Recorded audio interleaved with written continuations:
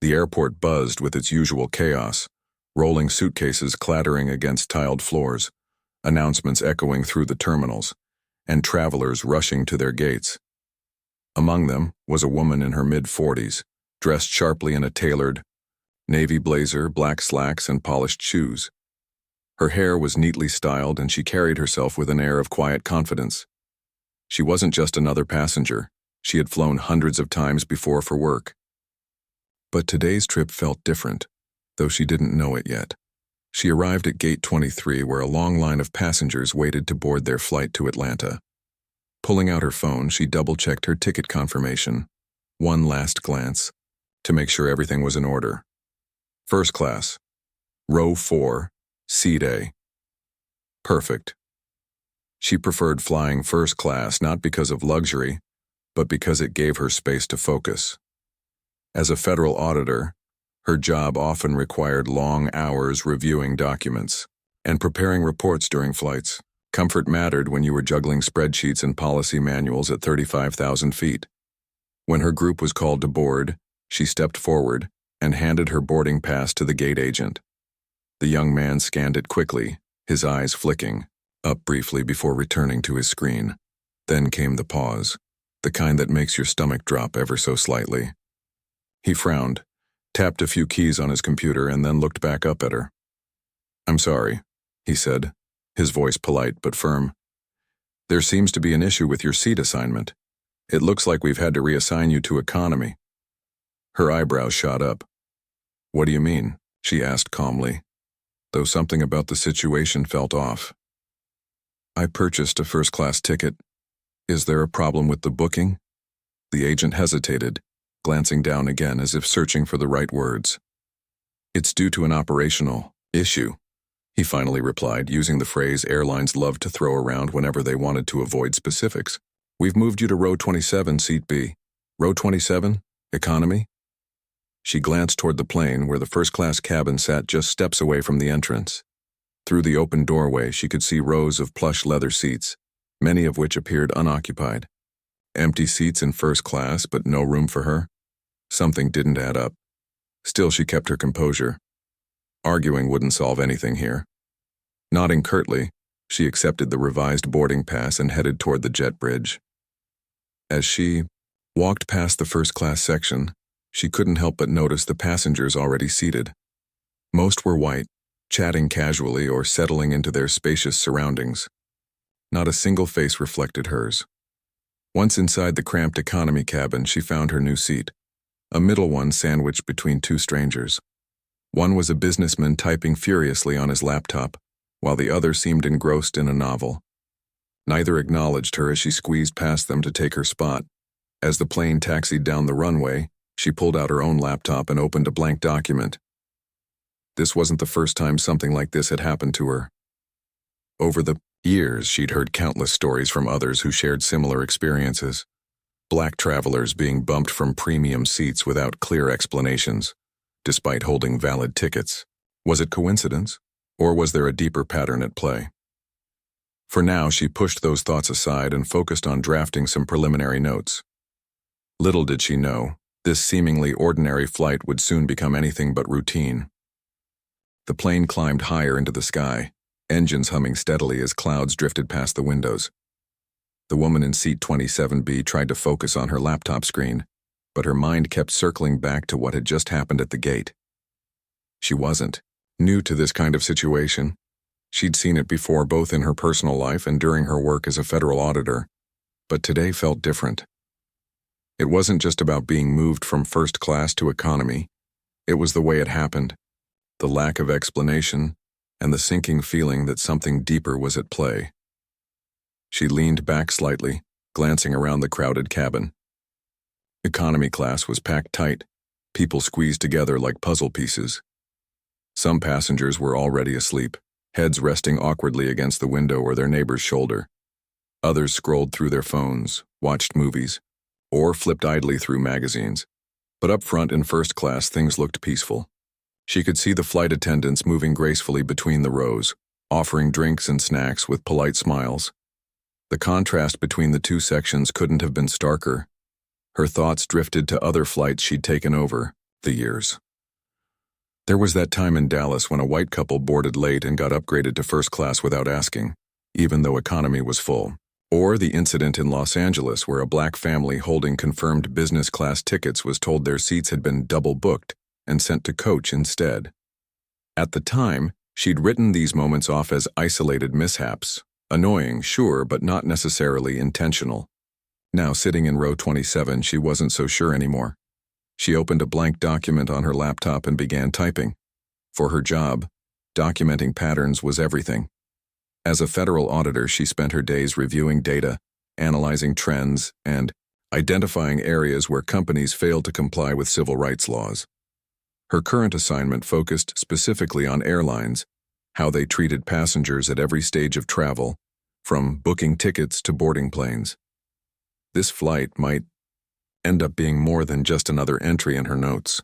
If her suspicions were correct, it could be the key to uncovering something much bigger. Her fingers hovered over the keyboard as she thought about all the stories she'd heard over the years. Stories from friends, colleagues, and strangers who shared their experiences online. One common thread ran through them: racial bias. Whether it was being ignored by gate agents, singled out for extra security checks, or denied access to premium seating, many black travelers reported feeling targeted simply because of the color of their skin. These weren't random occurrences, they were part of a pattern, and patterns were exactly what she was trained to spot.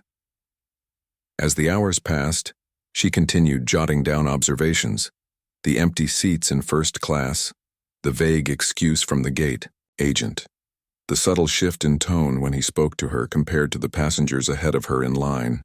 None of it added up. By the time the plane leveled off at cruising altitude, her document was filled with bullet points and questions. What policies allowed this to happen? Who decided which passengers got bumped, and why? And most importantly, how could she prove it? A voice interrupted her thoughts. Would you like something to drink? She looked up to see a flight attendant standing beside her, holding a tray of beverages. She shook her head politely and declined, then glanced toward the front of the plane again. First-class passengers were sipping champagne and snacking on gourmet meals, while here in economy, the options were limited to soda and tiny bags of pretzels. Even the service seemed worlds apart. For a moment, she considered saying something, maybe asking if there were any open seats in first class after all. But she stopped herself. No point rocking the boat now, she thought. Not yet, anyway. Besides, she still had work to do. By the time the flight attendants finished their rounds, the cabin grew quieter. Most passengers had settled into their routines, reading, sleeping, or staring out the window at the endless expanse of clouds below. But she stayed focused, her mind racing with possibilities. This wasn't just about one flight or one airline. It was about exposing a system that had operated unchecked for far too long. And if her hunch was right, this trip might give her the evidence she needed to make real change. As the plane soared onward, she closed her laptop and stared out the window, watching the sun dip lower in the sky. Somewhere out there, beyond the horizon, lay answers waiting to be uncovered. All she had to do was follow the trail, and hope the world was ready to listen when she finally spoke up. The flight attendants had finished their rounds and the cabin settled into a quiet rhythm. Most passengers were either asleep or lost in their own worlds, but the woman in seat 27B couldn't shake the nagging feeling that something wasn't right. She glanced toward the front of the plane again, where the first-class section seemed almost serene compared to the cramped chaos of economy. The contrast was glaring: plush seats, attentive service, and an atmosphere of exclusivity that felt miles away from where she sat. She leaned back, her mind racing. It wasn't just about being moved to economy. It was the lack of explanation, the vague excuses, and the unspoken message behind it all.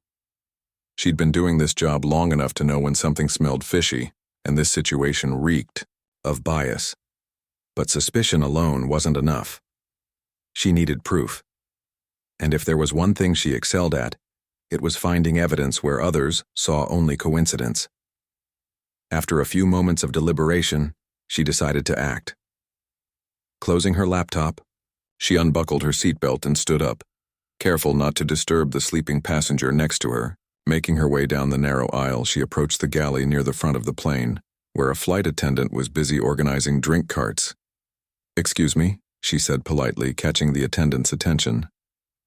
"I was wondering if there are any available seats in first class. I understand these things happen sometimes, but I'd like to see if there's any possibility of moving back."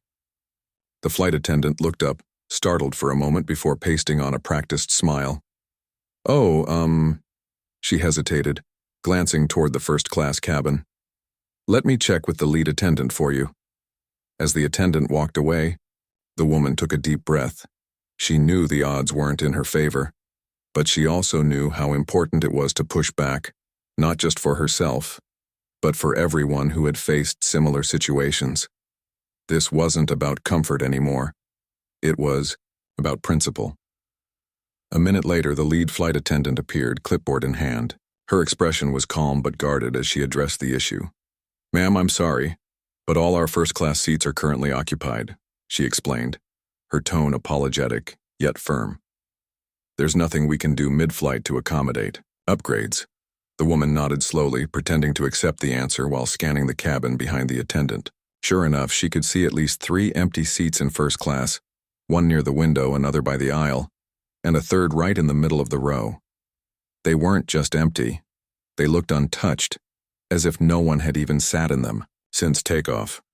"That's interesting," she replied, keeping her voice steady, "because I can see several open seats from here. Could you clarify why those aren't available?" The lead attendant's smile faltered slightly, and she shifted uncomfortably. "Well, ma'am, those seats are reserved for operational purposes," she said quickly, avoiding eye contact. "We need to keep them clear for balance and safety reasons." Balance and safety? The excuse sounded hollow, even to someone unfamiliar with aviation logistics. Airlines rarely left premium seats empty unless absolutely necessary, and certainly not 3 of them on a fully booked flight. Something didn't add up, and both women knew it. "I understand policies exist," the woman continued, her tone still calm but laced with determination. "But I also know federal guidelines require fair treatment of passengers regardless of race or background. Could you explain why my original seat assignment was changed, especially when there are clearly empty seats available?" The question hung in the air, heavy and pointed. The lead attendant froze for a split second before forcing another smile. "I'll have to look into that for you," she murmured, clearly flustered. "Please give me a moment." With that, she turned and hurried toward the cockpit, leaving the woman standing in the aisle. Passengers nearby began to take notice, craning their necks to see what was happening. A few whispered among themselves, speculating about the exchange. Some shot sympathetic glances her way, while others simply watched curiously. When the lead attendant returned a few minutes later, her demeanor had shifted. Gone was the defensive edge. Instead, she wore an expression of forced cheerfulness, as if trying too hard to smooth things over. "Ma'am, I want to apologize for any inconvenience," she said, handing over a voucher. "This is good for a future flight with us, and I hope it helps make up for today's experience." The woman accepted the voucher without comment, though her eyes narrowed slightly. It was a classic tactic: offer compensation to diffuse tension and avoid further questions. But she wasn't fooled. Vouchers didn't address the underlying issue, and she wasn't about to let it slide. "Thank you," she said simply, tucking the voucher into her pocket. Then, after a brief pause, she added, "But I'd still appreciate an explanation for why my seat was reassigned. If there's a legitimate reason, I'd like to hear it." The lead attendant hesitated, clearly caught off guard. "It must have been an oversight during boarding," she finally offered, her voice tinged with uncertainty. "These things happen occasionally, but rest assured it wasn't intentional." The response was predictable, vague, non-committal, and designed to end the conversation. But the woman wasn't satisfied. She nodded politely, thanked the attendant again, and returned to her seat in economy. As she buckled herself in, she couldn't help but feel a mix of frustration and resolve. This wasn't over. Not by a long shot. For the rest of the flight, she kept her thoughts to herself, jotting down notes on her phone whenever inspiration struck. By the time the plane began its descent into Atlanta, she had a plan. This wasn't just about one airline or one incident. It was about exposing a pattern that affected countless travelers every day, and she was determined to shine a light on it, no matter what it took. The plane touched down in Atlanta with a gentle thud, wheels screeching against the runway as it slowed to a stop. Passengers began gathering their belongings, eager to disembark after hours in the air. But for the woman in seat 27B, the journey was far from over. As she stepped off the plane and into the bustling terminal, her mind was already racing ahead, plotting her next move. She made her way to a quiet corner of the airport, pulling out her phone to review the notes she'd jotted down during the flight. Every detail mattered. The empty seats in first class, the vague excuses from the gate agent and flight attendants, the apologetic tone that never quite explained why. These weren't isolated incidents. They were pieces of a larger puzzle. And now, armed with fresh evidence, she was ready to start connecting the dots. Her first step was filing a formal complaint with the Department of Transportation, DOT. It wasn't just about venting frustration. It was about holding the airline accountable. Sitting at a small table near a coffee shop, she opened her laptop and began typing. Her fingers moved quickly across the keyboard as she outlined what had happened, attaching screenshots of her ticket confirmation, photos of the empty first-class seats she'd discreetly snapped mid-flight, and a timeline of events. She included every interaction, the gate agent's hesitation, the flight attendant's evasive answers, even the voucher offered as a hasty attempt to smooth things over. But this wasn't just any complaint. Because of her role as a federal auditor, she had access to tools and resources most travelers didn't. After submitting the initial report, she escalated the issue internally, requesting a deeper investigation. Using her authority, she asked for data on passenger seating assignments, staff training protocols, and customer feedback logs related to the airline. If there was a pattern of discrimination hiding beneath the surface, she intended to find it. Days turned into weeks as she dove headfirst into the case. At first, the airline responded predictably. Apologies, promises to look into the matter, assurances that such incidents were rare. But she knew better than to take their word at face value. Instead, she dug deeper, poring over internal documents and analyzing patterns in the data. What she uncovered shocked even her. The numbers told a damning story. Black passengers were disproportionately more likely to be moved from premium cabins compared to their white counterparts. In some cases, they were bumped due to so-called operational issues, a catch-all phrase that often masked racial bias. Emails between employees revealed complaints from staff who felt pressured to prioritize certain demographics over others. Training manuals contained outdated language advising agents to maintain the appearance of exclusivity in premium sections, a thinly veiled euphemism for keeping those spaces predominantly white. Each revelation fueled her determination. This wasn't just one bad decision by a single gate agent or flight attendant. It was systemic. The airline's policies, practices, and culture all played a role in perpetuating inequality. And if this was happening here, chances were it was happening elsewhere too. With her findings in hand, she prepared to escalate the matter further. She drafted a detailed report outlining not only the specific incident, but also the broader implications. The report highlighted how airlines' seating policies could inadvertently or intentionally discriminate against marginalized groups. It called for immediate reforms, including updated training programs, stricter oversight, and clearer guidelines to ensure fairness for all passengers. But she didn't stop there. Knowing that change required public pressure as much as policy, she reached out to journalists and advocacy groups.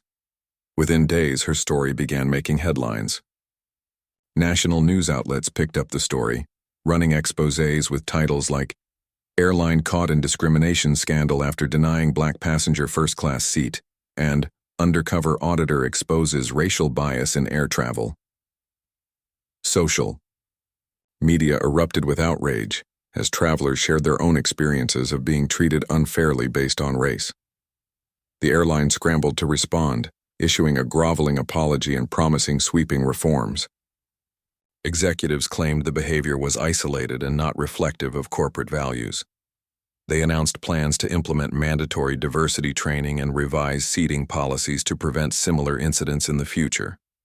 But many remained skeptical. Critics argued that these measures were superficial band-aids, unlikely to address the root causes of systemic racism embedded in the industry.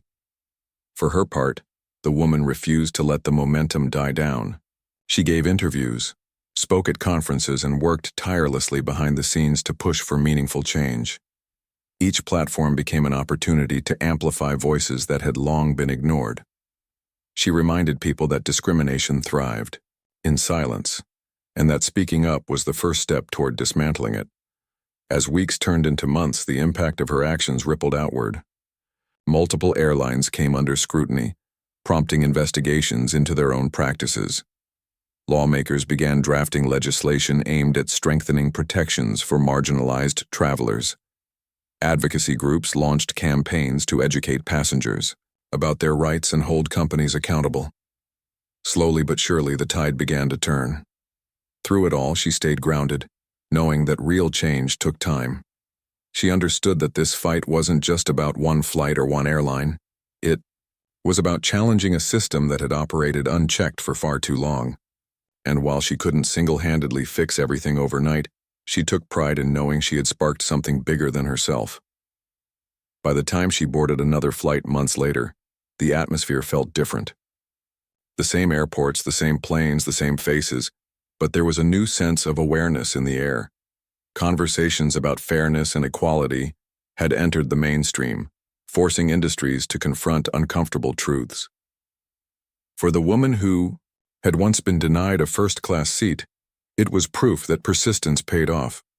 Change might be slow, but it was possible, and she intended to keep pushing until justice prevailed. The ripple effects of the woman's actions continued to spread, growing larger and louder with each passing day. What had started as a single incident on a routine flight had snowballed into a national conversation about fairness, accountability, and systemic bias in air travel. News outlets couldn't stop talking about it. Social media buzzed with hashtags like "Fair Seats for All" and "Travel Without Bias," as passengers from all walks of life shared their own stories of discrimination at the hands of airlines. For many, it was the first time they realized they weren't alone. Others had faced similar indignities but never spoken up. The airline at the center of the scandal tried its best to put out the fire. Executives appeared on morning talk shows, offering carefully worded apologies and promising sweeping reforms. They unveiled glossy marketing campaigns touting their commitment to diversity and inclusion. But behind the scenes, employees whispered about how little had actually changed. Training sessions were rushed, policies remained vague, and frontline staff felt caught in the middle, unsure how to balance corporate directives with customer expectations. Meanwhile, the woman kept pushing. She knew that public outrage alone wouldn't be enough to create lasting change. Real progress required action backed by data, transparency, and accountability. So she doubled down on her efforts, working tirelessly to ensure her findings didn't fade into obscurity once the headlines moved on to the next big story. One of her first moves was to testify before Congress. Lawmakers had taken notice of the growing outcry and called for hearings to examine discrimination in the aviation industry. When she walked into the packed hearing room, cameras flashing and reporters scrambling for quotes, she felt a mix of nerves and determination. This wasn't just another assignment. It was a chance to speak directly to those in power and to the millions watching at home. As she sat at the witness table, microphone clipped to her blazer, she began her testimony. Her voice was steady, her words deliberate.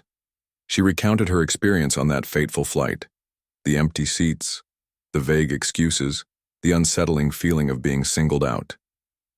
Then she shifted gears, presenting the hard evidence she'd uncovered.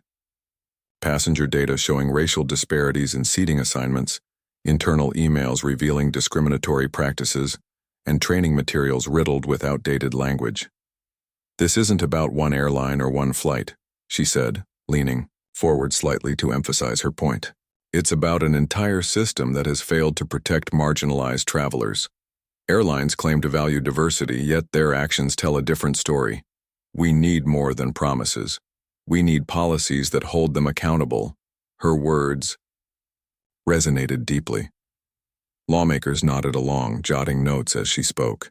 Advocacy groups cheered her courage, calling her a hero for shining a light on an issue long ignored. Even some airline executives privately admitted that her report had forced them to confront uncomfortable truths about their own operations. But not everyone was pleased. Critics accused her of exaggerating the problem, claiming she was using her position to push a personal agenda. Online trolls flooded social media with hateful comments, questioning her motives and dismissing her findings as baseless accusations. Some even suggested she should be grateful for being allowed to fly at all, a comment that stung, though she refused to let it derail her focus. Through it all, she stayed grounded. She reminded herself why she'd started this fight, not for recognition or revenge, but because someone had to stand up and say something. Silence only perpetuated injustice, and she wasn't willing to stay silent any longer. As momentum built, other industries began taking notice. Hotels, rental car companies, and even theme parks started reviewing their own practices to ensure they weren't guilty of similar biases. Advocacy groups seized the opportunity to expand the conversation beyond air travel, highlighting the ways systemic racism affected nearly every aspect of daily life. The woman found herself invited to speak at conferences, panel discussions, and community events, sharing her insights with anyone who would listen. At one such event, held in a packed auditorium in Washington, D.C., she stood behind the podium, scanning the sea of faces before her. People of all ages, races, and backgrounds had gathered to hear her speak, some nodding in agreement, others scribbling notes, and a few wiping away tears as she recounted the challenges she'd faced and the victories she'd helped achieve. "I want to make one thing clear," she said, her voice firm but compassionate. "This isn't about blame. It's about responsibility. Every company, every leader, every individual has a role to play in creating a fairer, more equitable world. And yes, it starts with acknowledging the problem, but it doesn't end there. Acknowledgement without action is meaningless." She went on to outline concrete steps people could take to drive change: filing complaints when things went wrong, supporting businesses that prioritized inclusivity, and holding leaders accountable through advocacy and activism. Her message was simple yet powerful. Progress was possible, but it required effort from everyone. By the time she finished speaking, the crowd erupted in applause. Strangers approached her afterward, shaking her hand and thanking her for giving them hope. One elderly man told her he'd been traveling for decades and always suspected he was treated differently because of his race, but he'd never had the courage to speak up. A young woman shared how hearing her story inspired her to pursue a career in civil rights law. Each interaction reinforced what she already knew. Change didn't happen in isolation. It happened when people came together to demand better. As she left the auditorium that evening, she felt a renewed sense of purpose. The road ahead would still be long and challenging, filled with setbacks and resistance, but she also knew she wasn't walking it alone. Thousands of voices had joined hers, united in the belief that fairness wasn't optional. It was essential. And so, with her head held high and her heart full of resolve, she stepped back into the world, ready to keep fighting for justice. One flight, one policy, one conversation at a time. Months had passed since the woman's testimony before Congress, but the impact of her actions continued to reverberate. The aviation industry was undergoing a seismic shift, forced to confront uncomfortable truths about its practices and priorities. Airlines that had once dismissed complaints as isolated incidents now found themselves under intense scrutiny. Passengers were more vocal than ever, demanding transparency and accountability, and at the center of it all stood the woman who had dared to challenge the status quo. Her days were busier than ever. Between speaking engagements, meetings with lawmakers, and consultations with advocacy groups, she barely had time to catch her breath. Yet, despite the whirlwind of activity, she remained grounded. Every morning, she reminded herself why she'd started this journey: to ensure that no one else would have to endure the humiliation and injustice she'd faced. That thought kept her going, even when the weight of the fight threatened to overwhelm her. One afternoon, she received an invitation that took her by surprise, a request to deliver the keynote address at a major civil rights conference in Washington, D.C. The event drew thousands of attendees, activists, scholars, policymakers, and ordinary citizens united by a shared commitment to equality. For her, it was both an honor and an opportunity to reflect on how far they'd come and how much work still lay ahead. The day of the conference arrived, and the auditorium buzzed with anticipation. People filled every seat, spilling into the aisles and standing along the walls. Cameras flashed as she walked onto the stage, her presence commanding silence from the crowd. She adjusted the microphone, took a deep breath, and began to speak. "Thank you," she said, her voice warm but steady. "I stand here today not just as an advocate, but as someone who has experienced firsthand what it means to be treated unfairly because of the color of my skin. I could have stayed silent after that flight, a single incident in a lifetime of travel. But I chose not to, because silence only perpetuates injustice." She paused, letting her words sink in. Then she recounted her story, painting a vivid picture of the day everything changed. She described the empty seats in first class, the vague excuses from airline staff, and the sinking feeling of being singled out. Her tone was conversational, almost as if she were speaking directly to each person in the room.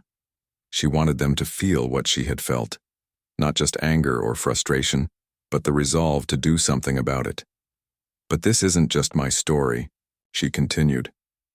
"It's the story of countless others who have been denied dignity and respect simply because of who they are. It's the story of a system that has failed too many for too long.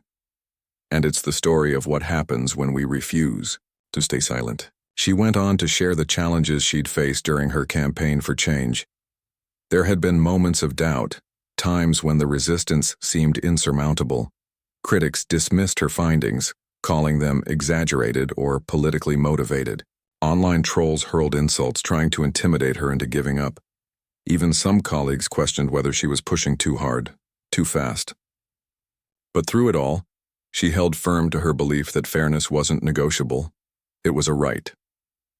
"What kept me going," she explained, "was knowing that I wasn't alone.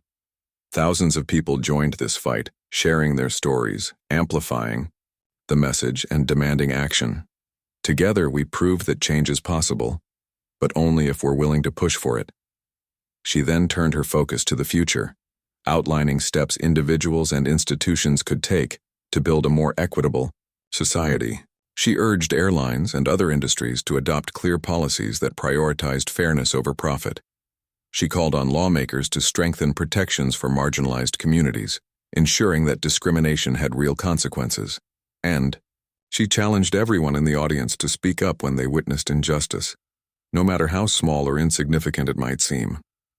"Discrimination thrives in silence," she declared, her voice rising with conviction. "When we refuse to stay silent, when we demand accountability, we remind those in power that fairness isn't optional. It's non-negotiable. Change won't happen overnight, but it will happen if we keep pushing." By the time she finished, the auditorium erupted in applause. People rose to their feet, clapping and cheering as tears streamed down some faces. Strangers approached her afterward, thanking her for giving them hope and inspiration. A young man told her he'd always dreamed of becoming a lawyer, but never believed he could make a difference, until now.